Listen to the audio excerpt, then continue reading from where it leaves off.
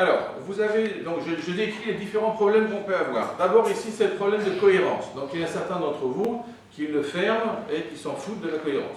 Bon, c'est ceux qui n'ont pas compris l'exercice, on le refait. Ici, on a le premier point. Vous allez vous rendre compte, par exemple, que si c'est une diagonale, pour les gens qui sont...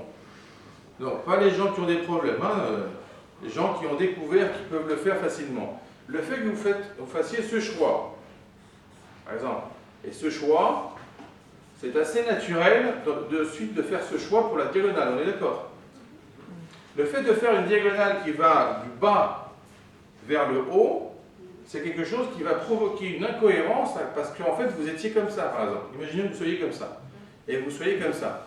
Vous voyez? La combinaison des deux donne ça. Ne donne pas ça. Ce qui fait que vous faites un effort et vous remettez sur le point de jonction. Par exemple, combien parmi vous ont dessiné ce trait en commençant par ici? Une personne. Voilà. Vous voyez, les proportions sont quand même vraiment fondamentales. C'est-à-dire que ce n'est pas juste 2 ou 3 personnes qui sont différentes. C'est quasiment tous là, quelques personnes là. Ça fait ça. Bon. Ensuite, ici, les problèmes de jonction. Donc, si vous ne faites pas de problème de jonction sur le plan mathématique, ça veut dire en fait que vous considérez que votre cube, par exemple, qu'est-ce que vous voyez là? 5 doigts. Non, vous voyez une main. Une main. Voilà. Alors maintenant, je les coupe, je les place, on voit 5 doigts. Et là, vous ne diriez pas, c'est une main.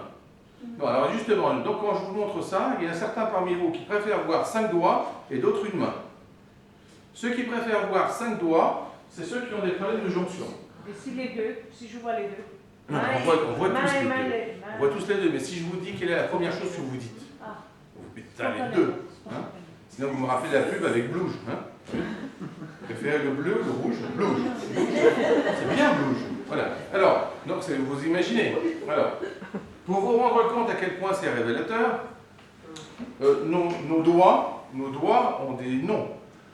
Alors, si vous prenez ce doigt en grec, son nom c'est contre-main.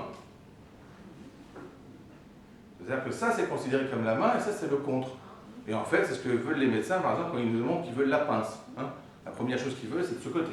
Parce que ce doigt-là, le fait qu'il ait une appellation qui provient de la globalité, ça c'est surprenant. Imaginez par exemple que j'ai une main avec un seul doigt, et c'est le pouce. Et vous l'écoutez en grec et on vous dit contre-main.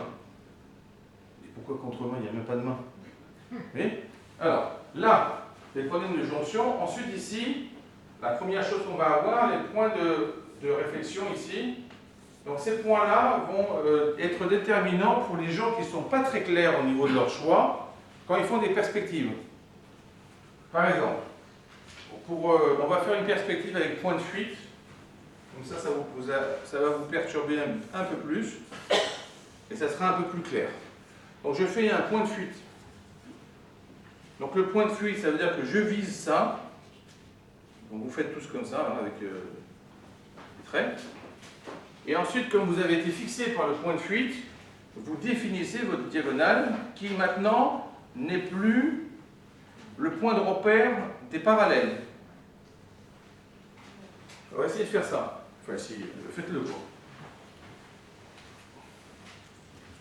Là, vous allez vous rendre compte que le point de fuite est très directionnel et vous permet de concevoir un objet de façon aisée, alors que si on n'a pas de point de fuite, en réalité le point de fuite est à l'infini, bien là on a une difficulté. Alors, comme il y en a qui sont tricheurs professionnels, vous ne mettez pas le point de fuite exactement sur la diagonale, j'espère.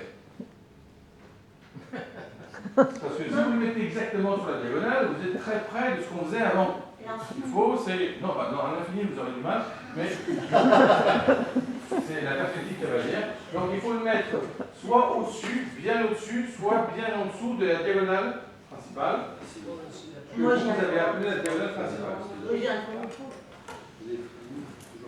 Non, voilà, c'est ça. Alors, donc là, vous remarquez le fait que ça soit plus dur.